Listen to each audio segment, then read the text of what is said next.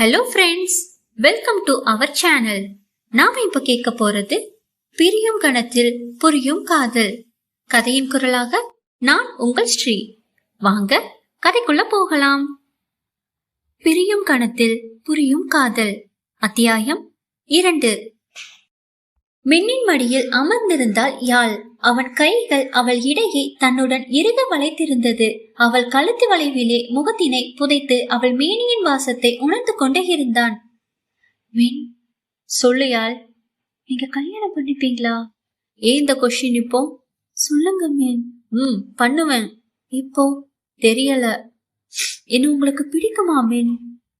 பிடிக்கும். என்னோட பெட் பார்ட்னரை பிடிக்காம போகுமா என்ன? இப்போது அவளின் நெற்றியில் அவன் இதழ் பதித்து இருந்தான். அவள் மனம் மௌனமாக நொறுங்கி போனது.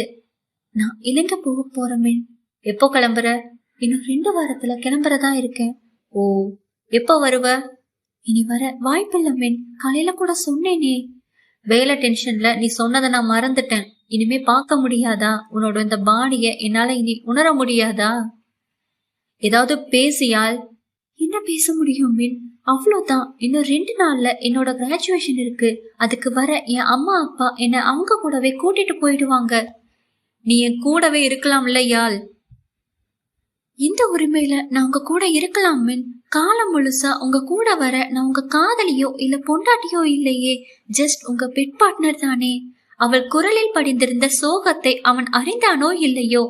யாழ், ஆமீன், எனக்கு ஒரு உதவி பண்ண முடியுமா? சொல்லுடா, உனக்கு இல்லாததா? எனக்கு 2 வாரம் தங்க ஏதாச்சும் ஹோட்டல் மாதிரி அரேஞ்ச் பண்ணி தர முடியுமா? இந்த வீட்ல இருக்க முடியாதா? என்னோட குடும்பம் வராங்கன்னு சொன்னேன்ல, அவங்கள எப்படி என்னால இங்க தங்க வைக்க முடியும்? யாரோட வீடு என்னன்னு கேட்க மாட்டாங்களா? அதுவும் சரிதான், நான் அரேஞ்ச் பண்ணி தரேன். இன்னைக்கு மட்டும்தான் உங்களுக்கு. நாளைக்கு நான் அம்மா அப்பா கூட போயிருவேன். அதுக்கப்புறம் 2 வாரத்துல இந்த நாட்டை விட்டே கிளம்பிடுவேன். ஐ மிஸ் யூ யாழ். உங்க சைட் எப்படி என்ன கலாச்சாரம்னு எனக்கு தெரியாது மின். ஆனா எங்க நாட்டுல ஒருத்தனுக்கு ஒருத்தின்னு தான் வாழ்றோம். லிவ் இன் ரிலேஷன்ஷிப்குலாம் எங்க வீட்டுல அனுமதியே இல்ல. நான் இவ்வளவு நாள் அம்மா அப்பாவை ஏமாத்திட்டேன் மின். அவங்க கிட்ட போய் சொல்லிட்டேன். அது எல்லாம் நினைக்கும் போதுதான் கொஞ்சம் கவலையா இருக்கு. நான் உங்க மேல ரொம்பவே உயிரா இருக்கேன் மின். என்னோட மனசுல எப்பவுமே நீங்க மட்டும்தான். நீங்க என்னை பத்தி என்ன நினைச்சாலும் பரவாயில்ல மின். இத நான் உங்களை விட்டு போக முன்னாடி சொல்லணும்னு நினைச்சேன். நான் உங்களை காதலிக்கிறேன்.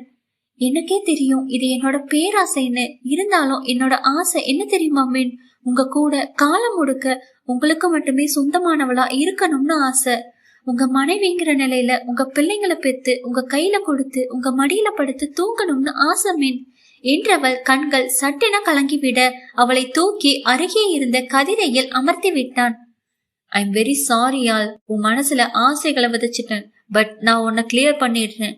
என்னால வேறு ஒரு இனப்பெண்ணை கல்யாணம் பண்ணிக்க முடியாது. கல்யாணம் பண்ணணும்னா என்னோட நாட்டு பெண்ணை தான் கல்யாணம் பண்ணிக்கலாம். அண்ட் என்னோட தகுதிக்கு ஈக்குவலா இருக்க ஒருத்தியத்தான் கல்யாணம் பண்ணிக்கலாம். உன்னை போல மிடில் கிளாஸ் பொண்ணை எப்படி? அப்போ நீங்க என்ன கல்யாணம் பண்ணிக்க மாட்டீங்களா மின்? நான் சொல்றது உனக்கு புரியலையா யாழ்? நீ எங்க யாழ், நான் எங்க மின்? அவள் முகத்தில் அப்பட்டமான அதிர்ச்சி. அவள் அவனிடம் இருந்து இந்த பதிலை எதிர்பார்க்கவில்லை. இப்போதான் என் மரமண்டைக்கு ஒண்ணு புரியுது யாழ். உன்னை வைக்க வேண்டிய இடத்துல வச்சிருக்கணும். நான் தான் தப்பு பண்ணிட்டேன். போதும் மின், இதுக்கு மேலேயும் பேசி வார்த்தையால என்ன காயப்படுத்தாதீங்க. நான் ஒன்னும் பொய் சொல்லலையே, உண்மையத்தானே சொல்றேன். வேண்டாம் மின், இனிமே நாம பேச வேண்டாம். சண்டை தான் வரும். நாளைக்கு நான் கிளம்பிடுவேன். இல்ல வேண்டாம், நான் இப்பவே கிளம்பிடுறேன். நான் இனிமே உங்களை சந்திக்கவே மாட்டேன் மின். எனக்கு அதுக்கான சந்தர்ப்பமும் இல்ல. ஆனா எனக்கு வலிக்குது. ஏன் தெரியுமா?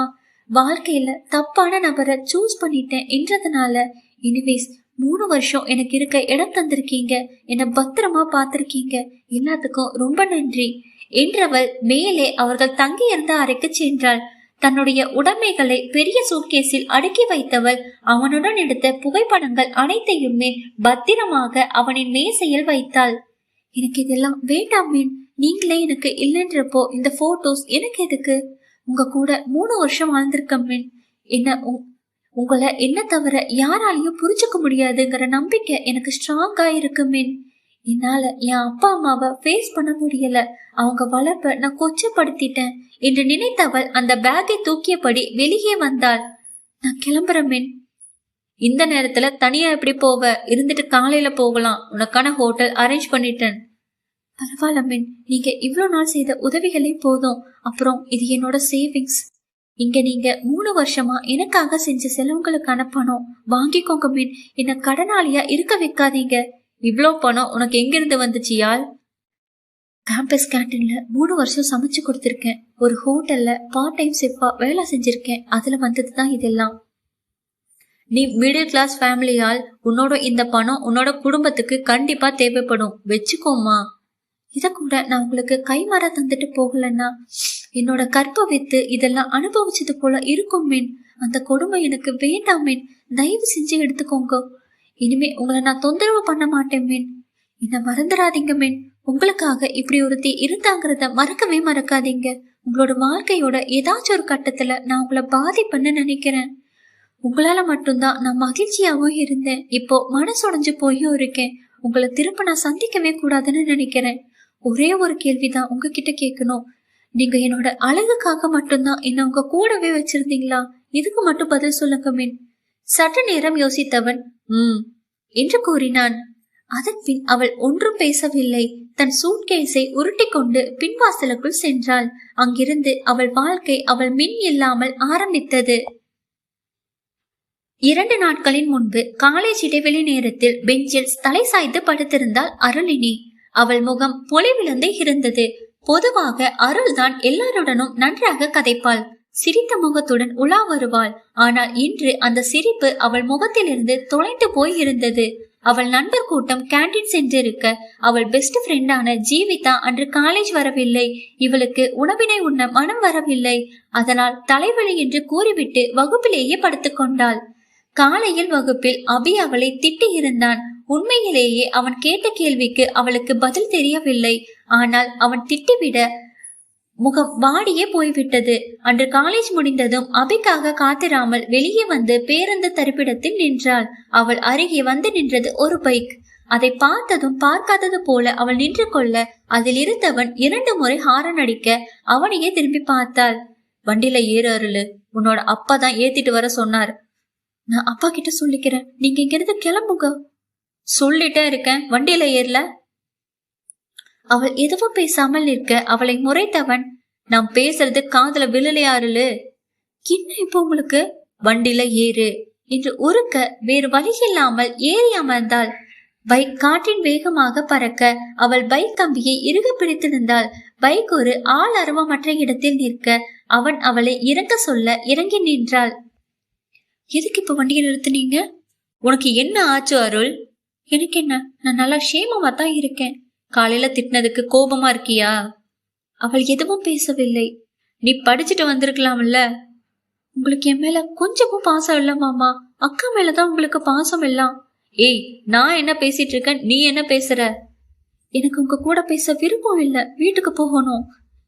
என்ன ஆச்சுன்னு இப்ப அருளு குட்டிக்கு இவ்ளோ கோபம்? நேற்று இரவு நான் என்ன கேட்டேன்னு யோசிச்சு பாருங்கோ, அப்ப புரியும். இப்ப வீட்டுக்கு போகணும்.